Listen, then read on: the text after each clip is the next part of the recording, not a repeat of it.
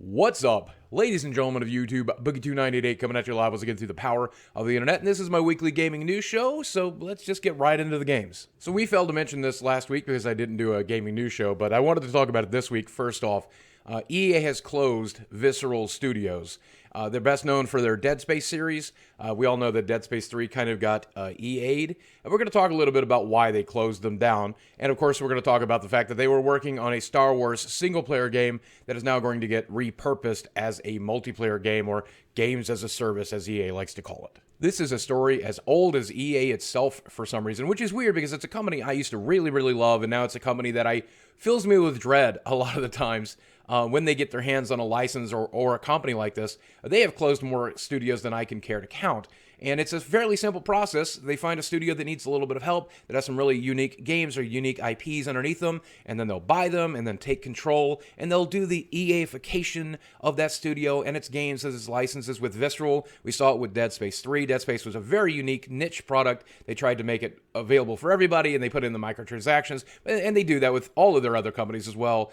They give them an unfair publishing schedule. They make it impossible for them to finish the game on time. They force them to shoe in all these DLCs and these expansion packs and all of this different microtransaction stuff that turns consumers off and frustrates them. And then the game turns out to be garbage. Sometimes they'll repurpose that company as like a Battlefield mill, the way they did with Visceral, forcing them to work on Battlefield Hardline. And when those games turn out to be a failure, eventually they just take them out into a field and shoot them. And they've done it with Maxis and Pandemic. Lord knows how many companies EA has done this to. Visceral is just the latest body on the pile. This time around, what seems to have everyone so upset is the fact that Visceral was actually working on a single-player Star Wars game that looked pretty good based on what little we have seen of it. And EA has said that they are going to repurpose those assets as a multiplayer, probably games-as-a-service type of game. You know, the kind of thing that EA does, where they try to maximize profit with microtransactions and loot boxes and $60 season passes and the whole nine yards. And that's super frustrating because we already have a multiplayer Star Wars series, the Battlefront series, that they're already working on. So I would have really enjoyed a single-player game.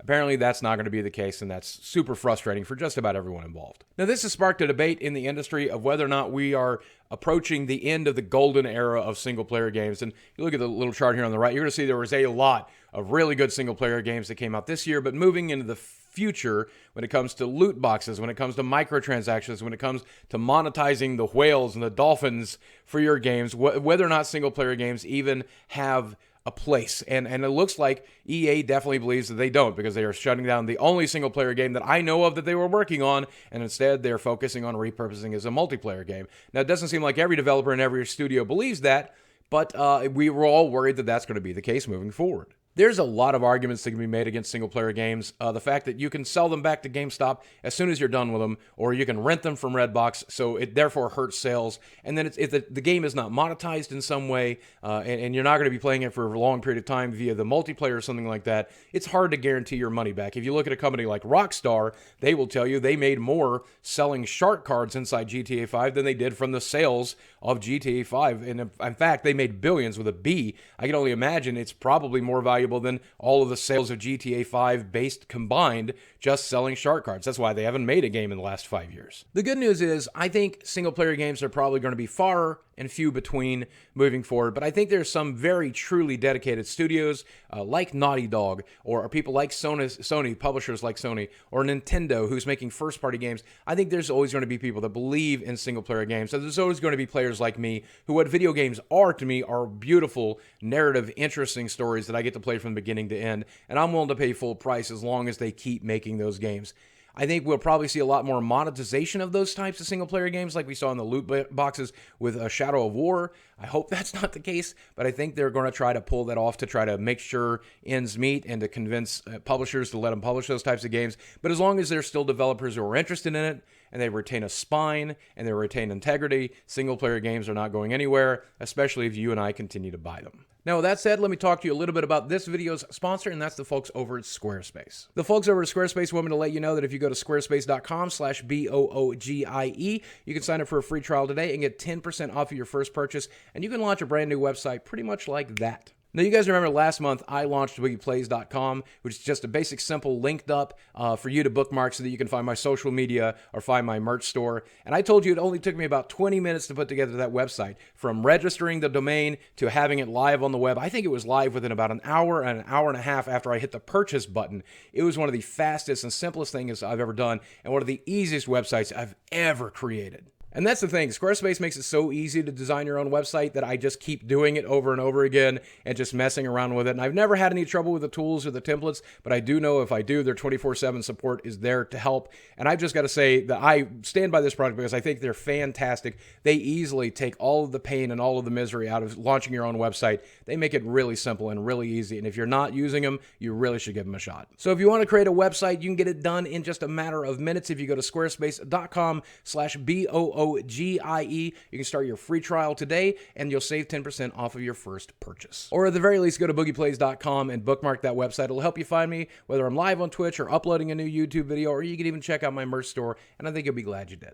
Before we get into my least favorite topic, let's talk about one more thing. It is currently Tober, and here's this month's schedule. And chances are you've already picked up a couple of these games, and they've done fairly well. There's been some really good games out this month. This weekend is particularly crazy because you have Super Mario Odyssey, Assassin's Creed Origins, and Wolfenstein 2, the new Colossus, all launching in the same weekend. And, of course, Destiny came out on Wednesday. I've just been playing South Park, man. I loved that game. I thought it was fantastic. A nice send-up to old JRPGs. And if you're a South Park fan, you're probably going to love the game because it has the same sense of humor. Did seem a little long in the tooth, but I still enjoyed every second of it. Way more content than the first game. Was really surprised.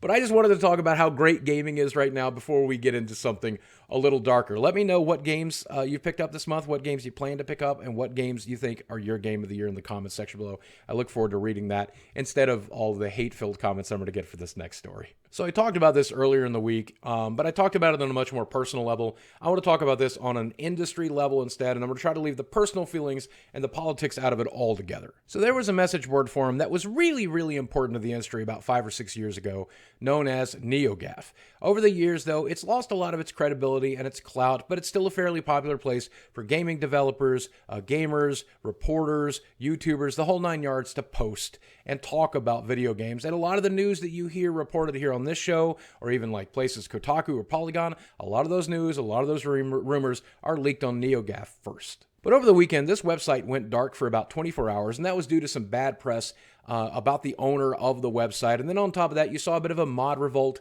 and a user revolt over the weekend. And even though the website's back up, it seems to have lost a lot of its credibility, and it's kind of on its last legs. And this is compounded by the problem it's been having over the last 3 or 4 years due to their over heavy-handed moderation of their users, banning just about anyone for anything. The website is already having some credibility issues, and this just kind of puts the nail in the coffin, unfortunately. As a result, this has kind of opened up the idea that there could be a new moderated forum for gaming that could take its place. And honestly, there will never be a NeoGAF as it was 5 or 6 years ago. There just never will be. But there is a possibility that there could become a new industry standard board. And it looks like the folks over at Critic, which is a competitor to Metacritic, that looks like they might want to take a shot at that. And it doesn't look like OpenCritic's the only people that want to do this. It looks like a lot of the NeoGAF mods are trying to move in on the OpenCritic thing. It looks like some of them are trying to create their own website. I think we're going to see this void filled with a large number of competitors. At the end of the day, I don't know which one of them will catch on, if any of them, unfortunately. But for those of you who are attempting to do this, can I offer some personal advice? I think we can all agree that one of the things that killed NeoGAF was the heavy-handed moderation. And I understand a moderated board has to be moderated. I can moderate my comments fairly heavy-handedly from time to time, and I've even probably overdone it over on my subreddit. I've banned probably, I think, 5 people at this point. And I do it because they've really earned it for the most part. They broke not just one rule, but maybe 5 or 10 of them. And so eventually I did hit the trigger button. So I understand moderation is important, but you have to be moderate in your moderation. I do think the idea of an exclusive board is okay. People who are in the industry, YouTubers, journalists, people who develop the games, playtesters for the games, people in marketing, people that are in the industry, I think that's okay too. I think you should probably let gamers in to some extent. Maybe they get their own forum. There's an industry forum that's publicly viewable, and then a gaming forum, a gamer forum where everybody can post. But I do think it's important to mix those two crowds, and I hope that you do. I hope when it comes to politics, you guys are fairly open-minded and even-handed, because I know it's easy to pick either the left or the right, and that's what everybody seems to want you to do these days, but I don't think that really has a place on a gaming message forum. And I think if you want to be able to discuss unpopular ideas that's different from the crowd for your moderators, I don't think you should be banning people for that stuff. I think it's important to have a place out there in the world for those kinds of discussions to happen. And that's one of the things that happened with NeoGAF. If your ideas weren't left, and very far left at that, for the most part, you were going to get banned there. If that is going to be one of your rules, and that's something that's going to get you banned, is being politically polarized, then you should at least make that one of the rules. Say, we are a rightist board, we are a leftist board, and that's all we want here. That's the only type of discussion we have here. If NeoGAF had ever just put that on the front page in their list of rules, don't ever be conservative, don't ever be Republican, don't ever be Christian, then I don't think anybody would have had a problem with NeoGAF. They probably wouldn't have used it, but they wouldn't have had a problem either. And more importantly, I think it's okay to remember that you can catch a lot more flies with honey than you can vinegar. And there was a period of time where the idea of hating on video games and criticizing video games and picking the industry apart, that was brand new, and it was subversive, and I get it. But in the last 4 or 5 years, we've seen the gamers are dead articles, and we've seen the hate on gamers and hate on the industry and hate on individual developers and hate on the ideas that these developers can have and hate on the games themselves. I hope the next message board that comes around is a forum that celebrates games, celebrates the people who make them, and celebrates the people who plays them, because that's something the industry needs now.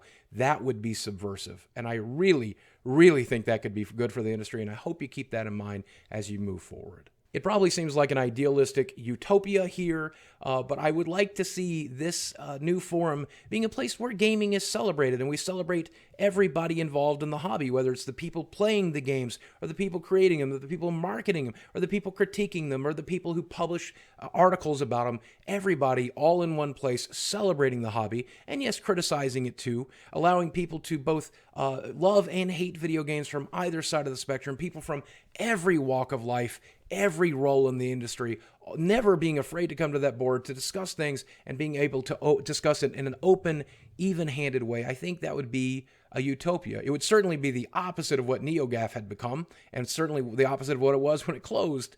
And I would like to see that happen. I really hope that's what we create moving forward, because I think it's what the hobby needs right now. But that's just one man's opinion. I know many of you are going to think I'm wrong, and I know you'll let me know in the comments section below, or probably in a NeoGAF thread moving forward. I look forward to reading that for the people who are still left over there.